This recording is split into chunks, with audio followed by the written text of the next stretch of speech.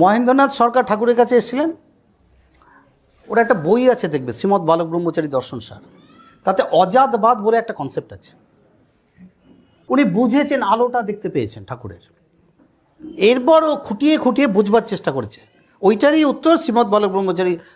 ওটা বই না কোনো, তার নিজস্ব কিন্তু একেবারেই চটি বই মতামত দিয়েছে। তাতে অজাতবাদ বলে একটা ভাবনা আছে। অজাত মানে যার জন্ম হয়নি। তো this is a very powerful take.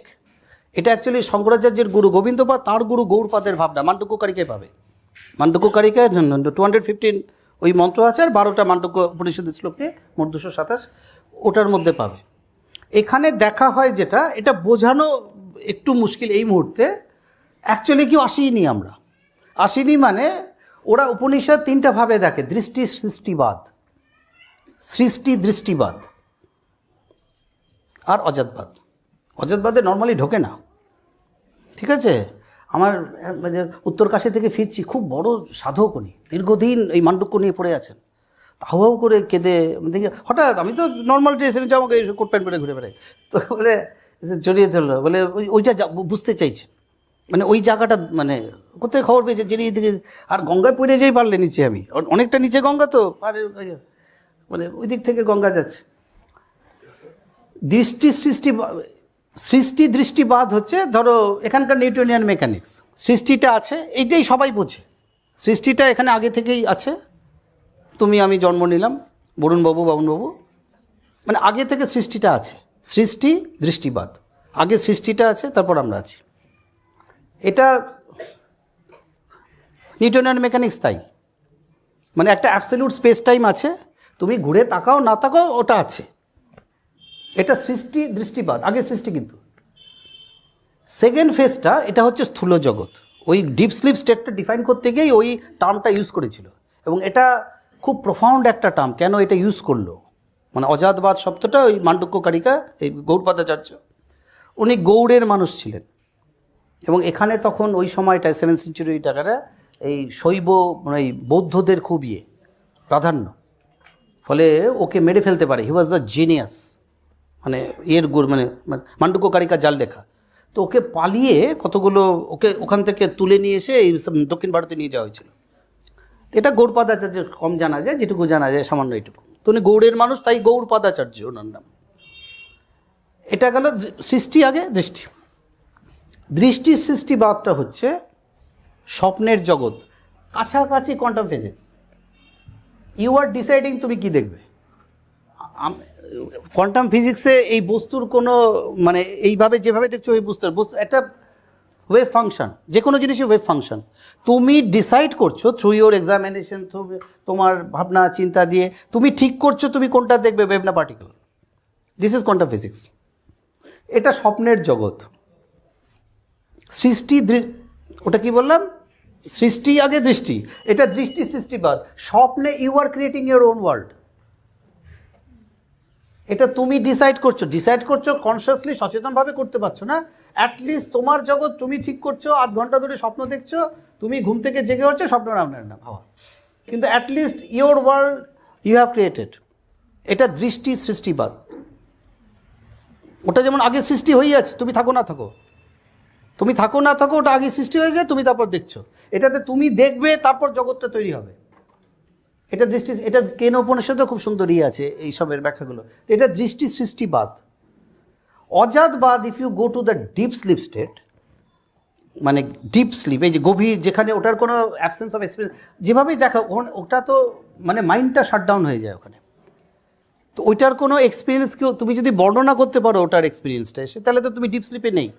তুমি নয় জাগ্রতটা বর্ণনা করতে পারবে, বাইরে সারাদিন কী করেছো, স্বপ্নটা তুমি পরের দিন উঠে বলতে পারবে।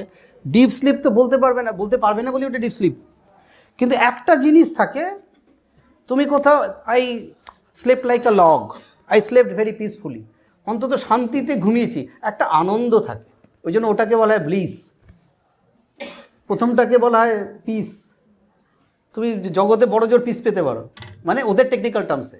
পরেরটাকে বলা হয় জয়, স্বপ্নে ডিরাইটও কেউ ইউজ করে থাকে। ব্লিস একমাত্র যিনি ওই ব্লিস শব্দের, আমরা তো লিবারেলি ব্লিস ইউজ করি, ব্লিস একমাত্র তিনি পাবেন যিনি ওইখানে ওইটাই ঢুকেছিলেন, কিন্তু ওটায় কনসিয়াসটা থাকে না। ওটাই কনসিয়াসনেস। কিন্তু ওটাই যদি খুব ডিপ কোথাও যায়, ওটার ক্লুটা রেখেছে, পরবর্তীকালে এর উপর কাজ হয়নি। ঠাকুরও খুব বেশি কথা ওই নিয়ে বলেননি। একটা মাত্র আলাপে বিশ্বকল্যাণেও আছে 57-এর একটা আলাপ, ওখানে এক জায়গায় বলছেন আমি বসলাম উঠলাম 72 ঘন্টা, কোথায় ছিলাম জানি না, বসাটা উঠলাম, পড়েছো তুমি, উঠলাম। ফলে এই জায়গাটা যারা ঠাকুর কথা ডিপ স্লিপ, ওই জন্য ঠাকুরকে এই মিডল ফেজে ঠাকুর ইজ দ্য হিরো ওটা ধরা হয়। ওই জায়গাগুলোতে ওরা ঠাকুরকে করতে চায় না, কারণ ওর উপর ঠাকুরের কোনো ভাবনা দেওয়া নেই। ওই জন্য ঠাকুরকে বুদ্ধের ফিলসফির সাথে ঠাকুরের ফিলসফি একটা টানাটানি চলে। Buddha was just like that, তোমার বুকে তীর লেগেছে, এখন আমার দরকার নেই কে তীর মারলো, কত মোমেন্টামে মারলো, কত ভেলোসিটিতে মারলো, আমার ইমিডিয়েট কিওর দরকার। ঠিক আছে? তো ঠাকুরের অ্যাপ্রোচ টুয়ার্ডস দ্য ওয়ার্ল্ড, যারা প্রত্যেক মুহূর্তে খুঁটিয়ে দেখছে ঠাকুরকে, ভয়ঙ্কর মায়া। এত মায়া ওই মাঝের স্টেটে না থাকলে চলে না। মায়া মানে আমার দরকার নেই কোত্থেকে তীর এসছে, কত মোমেন্টামে এসছে, কি মেটাল দিয়ে তৈরি, অ্যাটলিস্ট এদের উদ্ধার করতে হবে। পেনটা রিলিজ মানে বুদ্ধের তত্ত্বাবস্থায় দুটো তীরের তত্ত্ব, যে আমার জানার দরকার নেই কি বিশ্ব সৃষ্টি, কে ঈশ্বর আছে কি আছে না, আত্মা আছে কাছে না, আই এম ইন পেন, এবং আমাকে পেন থেকে আমার রিলিজ চাই, আমাকে রিলিফ রাস্তা কোথায়। বুদ্ধ এইভাবে ভেবেছে, ঠাকুর এইভাবে ভেবে, ঠাকুরের মূল ভাবনাটাই সামাজিক ভাবনা, সামাজিক চিন্তা। ওই জন্য এইটাই ভীষণ মায়া, পাগলের মতো মায়া ঠাকুরের থেকে। আমার ঠাকুরের কাছে মা, ঠাকুর আমাকে নিজেও বলেছে, আমি ছেলের পুরুষের মেয়েটাই বেশি, মানে ঠাকুর আমার কাছে মা, পরিষ্কার কথা। এত মায়া, এত ধৈর্য, এত হয় না, সম্ভব না। তো বুঝেছো তো, অজাতবাদটা you have to go to that deep sleep state. আমাকে কাইন্ড অফ ঠাকুর ওখানে ঢুকিয়ে রেখেছে। ঠাকুরের নিজে যেহেতু এই দুটো স্টেট ফিউজ হয়ে গেছে, মানে আত্মার টেম্পো মানে কি, স্বপ্ন আর এক হয়ে গেছে, আত্মা বলে কিছু নেই। ঠাকুর আত্মাও যা, বডিও যা, আত্মাও তা, স্বপ্ন জগৎ বাস্তব জগৎ এক হয়ে গেছে। ফলে ঠাকুর তো এমনি সবসময় জাগ্রতই, আমাকে ওইটার মধ্যে থাবায় রেখে দিয়েছে এখন আপাতত। ওই যেটাকে বলছে অজাতবাদ। তো যাই হোক, ওটার থেকে যদি কিছু আনলক হয় মিস্ট্রি, তাহলে অনেক সমস্যার সমাধান বেরিয়ে যাবে, অনেক সমস্যার সমাধান হয়ে যাবে। কারণ এই যে ক্যারি ফরওয়ার্ড হয়, তো তোমার স্বপ্নের পাপ তো এখানে লাগছে না। স্বপ্নে তুমি কাউরে মার্ডার করলে পরের দিন কেউ সামনে ভয় পাই যাবে না তো। তো মৃত্যুটা কাইন্ড অফ এক্সটেনশন অফ স্বপ্ন। তা আমার জোরদার তত্ত্ব ছিল, স্বপ্নেরটা যদি না লাগে, বিদেহীটার আমার মানে ক্যারি ফরওয়ার্ড হচ্ছে কোত্থেকে। আমার বক্তব্য যদি আলোচনা, মানে একবার একটা ভাবনা, একটা সভায় আলোচনা, ক্যারি ফরওয়ার্ড হয় কেন? স্বপ্নেরটা তো লাগে না, জগতের খেলেও তো ওটা লাগে না। স্বপ্নের যদি কাউকে মার্ডার, সেটা তো আর পরের দিন লাগছে না। তো ক্যারি ফরওয়ার্ডের মূলটাই হয়ে গেছে, ঠাকুরের মাঝখানটা ফিউজ হয়ে বসে আছে। ফলে এটাকে ঠাকুর পরম সত্য দেখছেন। এবার যদি বাউন্ডারিটা দেওয়া হয়, এই পুকুরের মাছ এই পুকুরে যেতে পারে না, তো ক্যারি ফরওয়ার্ডটা হবে কেন? স্বপ্নেরটা তো আসছে না। তো স্বপ্নেরটা যখন বাস্তবে হলো না, যখন স্বপ্নটাই চললো, তো আগের জন্মে ঢুকলো কোথা থেকে পাপগুলো। তো I got a huge support from ঠাকুর। তুমি ওটার মধ্যেই থাকবে, মানে বুঝতে পারছো? ওটা যদি আনলক হয়ে যায় মিস্ট্রি, এই অনেক ঝুট ঝামেলা কমে যায়। নিয়মটা, ঠাকুর প্রকৃতির নিয়মটাকে এত শ্রদ্ধা করেন, ঠাকুর কোয়েশ্চেন করেন না। ঠাকুর এত সম্মান, আমাকে বলে যে তুমি এক সুরে আছে, আমরা ঘন্টা, আমরা সুরটুর নেই, আমরা তুমিই সব, মানে এইভাবে কথা বলতে নেই। এই হয়ে গেছে ঠাকুর। এইভাবে বুঝতে পারছি, আমি ঠাকুর ছাড়া কিছু মানি না। ওই জন্য ওই অর্থে মানি না, মানতে সবাই মানি, এটা অ্যাবসলিউট জায়গায় আমি মানি নাটা বলেছি। তাহলে এখানে যদি বিবেক মানি না, ওটা কোন ফেজে বলতে হবে, কোন স্টেটে আমি কথাটা বলছি, কাদের সাথে কথা বলছি মানি না, বা কাদের সাথে বলছি মানি না। তো এটা খুব ছোটোখাটো না, মানে ডিপ ব্যাপার। তো এই হচ্ছে ব্যাপার। তো অজাতবাদটা আমরা আসিনি, ওটা বুঝবে অ্যাকচুয়ালি নেই। স্বপ্নটা তো একটা তোমার ক্রিয়েশন। তো যারা যোগী তারা এই জায়গাটাও বুঝতে পারছে, এটাও একটা স্বপ্নের মতো চলছে। স্বপ্নে তো ভয় পায়, স্বপ্নে ভালোবাসা, স্বপ্নে খিদে পায়, সবই তো পায়। তো বাস্তবটাকেও যারা এই ডিপে চলে গেছে, তারা দেয়ার আর পিপল ঠাকুরের কাছেও এসছে, ছোটোবেলায় আসতো, এই দুটো মার্চ করে গেছে, বুঝতে পারছে না কোনটা জাগ্রত স্বপ্ন। এই নবদ্বীপেরই তাই হয়েছিল, কোনটা জাগ্রত স্বপ্ন। হ্যাঁ গো, বলো, বসো, বলো।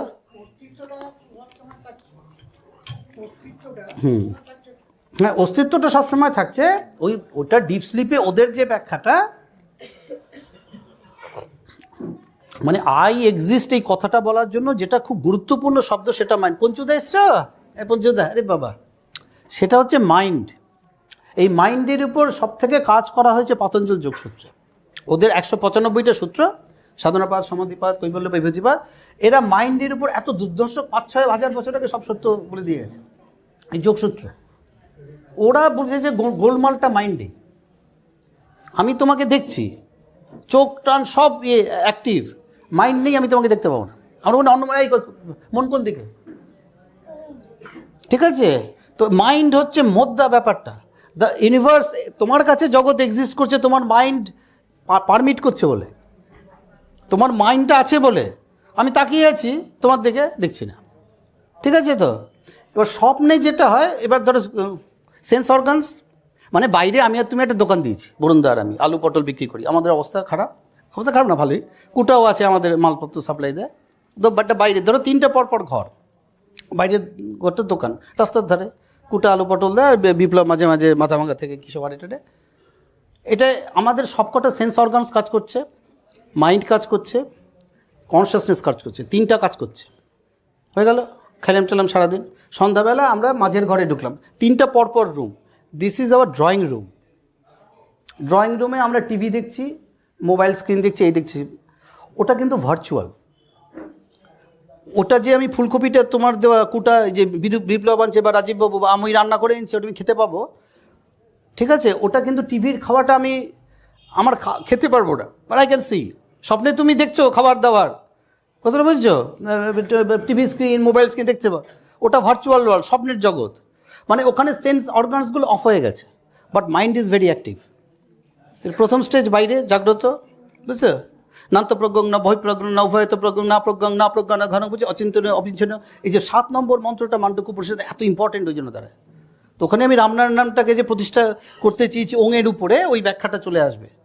শান্তং শিবং অদ্বৈত প্রপঞ্চ উপশম, রামনারায়ণ নামে ওরা 3টা পাদে ভাগ করেছে, জাগ্রত, স্বপ্ন, সুষুপ্তি, অ উ ম। এবার বলছে ওটা অ্যাকচুয়ালি 4 নম্বর, তুরীয় মানে the one which comes after 3। তা আমি বলছি রামনারায়ণের মধ্যে এইটা আছে, মানে ওরা তো সত্যি তো 4 নম্বরটা তো অ্যাড্রেসড হলো না, তাহলে আমার ঠাকুরের নামে 4 নম্বরটা অ্যাড্রেসড হচ্ছে, এই ব্যাখ্যায় এগুলো আসে। তো বাইরের দোকান হলো, সন্ধ্যাবেলা অসীমও ঢুকে গেল আমাদের সাথে, আমরা স্বপ্ন দেখলাম, ভার্চুয়াল কিন্তু।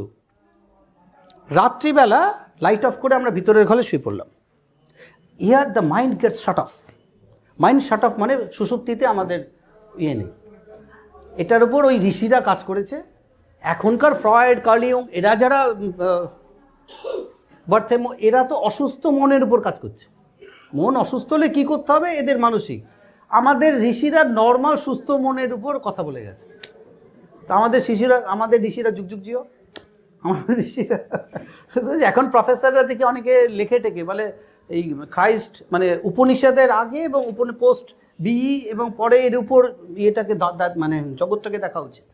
মানে উপনিষদের সময়কালের আগে এবং উপনিষদের সময়, এইভাবে ইতিহাস মানে মনুষ্য সভ্যতার ইতিহাস বিভাজিত হোক, বুঝছো? তো এই অজাতবাদটা ওই যে নামের মধ্যে সব আছে, নামটা হচ্ছে শর্টকাট। যতটা যে কোনো প্রবলেম এগুলো হয়, অজাতবাদটার এই মুহূর্তে রাখছি না, এর মধ্যে সব প্রবলেম অ্যাড্রেসড হয়। কথাটা বুঝছো? ওই নামের মধ্যে ওটা, ওই জন্য বারবার নামটা, তোমাকে একটা জায়গায় আগে পৌঁছতে হবে, একটা পরীক্ষা দিয়ে একটা স্কুলে ভর্তি হতে হবে, তারপর পড়াশুনো, বুঝেছো? তো ওই জন্য আমরা এটাও করবো। আমাদের তো ঠাকুর এইগুলো ওরা ধরতে পারে যে আমি যে কোন লাইনে যাচ্ছি। এই কত বলো, আধ ঘন্টা পর একটা অজ্ঞানী হয়ে গেল, 35 মিনিট পর আরেকটা অজ্ঞান হলো, বুঝতে পারছি, নিতে পারছে না, থটটা নিতে পারছে না যে আমি এবার, ওটা বুঝে গেছে এরপরে এই মানে নেক্সট 8 ঘন্টায় আমি অমুক জায়গায় যাব। তখন বুঝতে পারে না লাইনটা ঠিক আছে। ঠাকুরকে তখন ওদের অপশান নেই। তো আমাদের অনেক কিছু আছে, তার মধ্যে ঠাকুর আছে। আমাদের অনেক কিছু মানে জগৎ আছে, সংসার আছে, এ আছে, ঠাকুর যাতে ভালো টালো রাখে, সুস্থ শরীর রাখে, আমরা ভোগ করতে পারি, মধ্যে ব্যাপার পঞ্চ ইন্দ্রিয়ের ভোগ। আমরা ঘুরতে যাব, খেতে যাব, আমাদের কথাবার্তা তুমি দেখো সব যেন ভালো থাকি। ভালো থাকে কী করুন, জব করুন, কে বলে না ভালো থেকে আমস্টারডাম যাব, ঠাকুর দেখো অমুক সময়। তো এটা ভাবতে পারে না। তো এটা একটা স্থূল জগৎ, কতটা বুঝছো?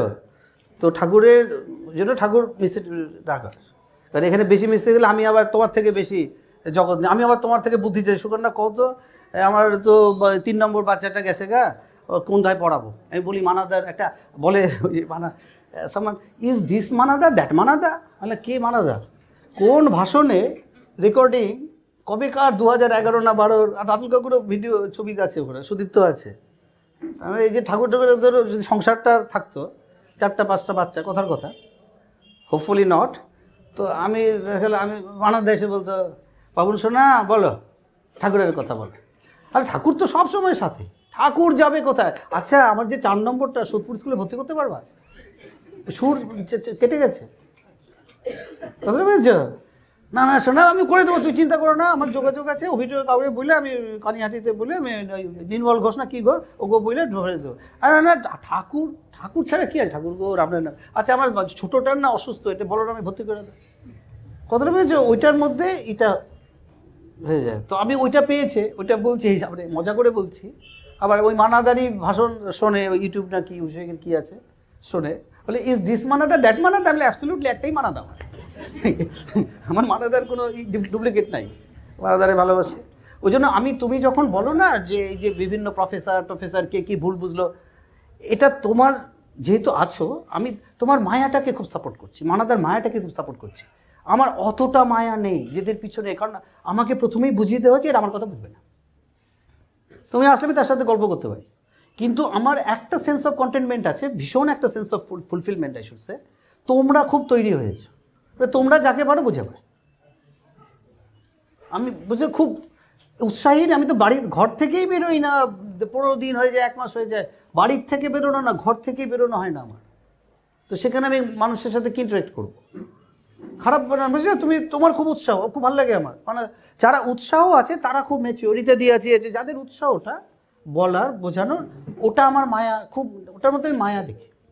মানে তোমাদের মায়া আছে, তোমাদের বড় কর্মী তোমরা, আমিও খুব খুশি, আমারও চাপ নেই, কারণ এত মানুষ ভালোবাসে, ফলে ন্যাচারালি একটু অ্যাড্রেস করি, ঠিক আছে যদি আর তোমরা আগে হয়ে যাবে, মানে এরকম আমার ভাবনাটা, এটা বুঝে গেল? তো ওই জন্য তুমি লেখো ঠিকই, তুমি লিখবেও, আমার কোনো সমস্যা নেই, কিন্তু I am not that interested. ওই জন্য ঠাকুরের বলাটাকে আমি প্রত্যেকটা কথাকে আমার ইচ্ছার বাইরে কাউকে আসতে দেবো না। কেউ যদি চলে আসে, আমি ঠাকুরের যে আমি তখন মাথায়, তখন হাতে তাকে আমার নমস্কার, আবার সে চলে গেল। আমার ওই অভাবটা নেই তো, যে 2টা লোক আসলো, 3টা লোক চলে গেলো, আমার তাতে ঘন্টা মরে যাবে, যেখানে লোকটা ওই দূরে শ্মশান দেখা যায়, কিন্তু বয়স 60 হইতে চললো, আমার দূরে শ্মশান দেখা যাচ্ছে, তো সেখানে আমি 2টা লোক আসবে, আমার বুঝতে পারছো তো? হ্যাঁ, সাধু সন্ন্যাসী, এটা কি প্রয়োজন নেই, মানে দরকার পড়ছে না আমার তার সাথে। সে বুঝলো, তাতে আমার কি হলো? সে বুঝলো, তাতেই আমার কি হলো? আমার জায়গাটা বোঝা গেল? কারণ সে কি খুব সে স্পিরিচুয়াল কেন, কোনো ফিল্ডেই কোনো আমার কাছে খুব ইম্পর্টেন্ট নয়। জাগতিক ফিল্ডেও সে একটা প্রফেসর, ওরকম প্রফেসর 1000টা আমার কাছে আছে। তো কোন দিক থেকে আমি ইম্পর্টেন্সটা কী বেসিসে দেবো তাকে? আমার ইম্পর্টেন্স একটাই, স্পিরিচুয়ালি ইম্পর্টেন্ট কি, স্পিরিচুয়ালি হয়েছে কিনা, ওটা তো ঠাকুর ঠিক করবে। কারণ ঠাকুরের ইচ্ছা আমার কাছে আসবে, ঠাকুর চাইলে চলে যাবে। তা আমার তো ঢোকারই রাস্তা নেই ওখানে, ঠাকুর ঢোকার রাস্তাই না করে দিয়েছে, বুঝে গেল তো?